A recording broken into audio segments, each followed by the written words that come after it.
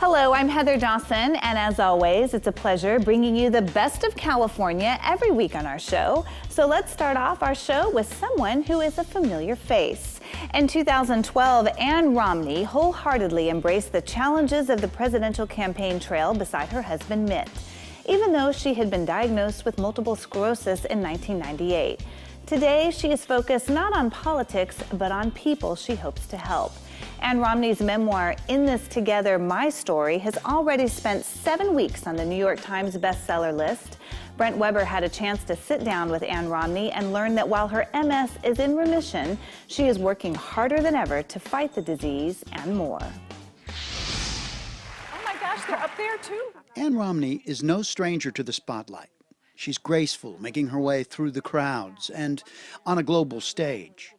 But this time, she is speaking not as the wife of a governor or presidential candidate. She's speaking as a woman with a candid message of strength in the face of what she calls her greatest teacher, multiple sclerosis, which Romney details in her book, In This Together, My Story. This isn't really my memoir, it's to help people. And the point of it isn't just for me to tell my story. The point of it is to make sure that if someone's suffering, that they know that Ann was really honest and Ann felt this way and somehow she powered through it. Ann Romney is right at home in California with 2 sons and 9 grandchildren living in the state. And at every stop in the Golden State, she says she's been inspired by the stories of courage shared with her by the everyday people she was thinking of as she wrote this memoir. It's those that are suffering from an illness, from a divorce, from a death, from bankruptcy, whatever it is that kind of is really rough that we're going through. This is what happens in life.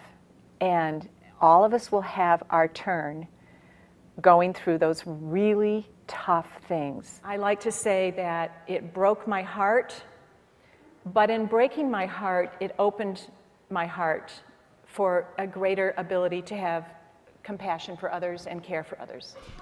At the Ronald Reagan Presidential Library, Ann Romney was interviewed by journalist and another former state First Lady, Maria Shriver, before a capacity crowd and global video audience.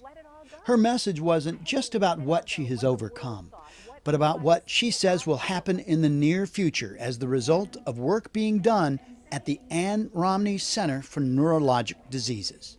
I feel like we are on the pioneer planes, and we're going to be marching through, and it's our turn to really make a difference and to really make breakthroughs. You can learn more about the work being done at the Ann Romney Center by finding her on Facebook or visiting bhwannromneycenter.org. Bringing you the best of California from the Ronald Reagan Presidential Library in Simi Valley, I'm Brent Weber for California Live.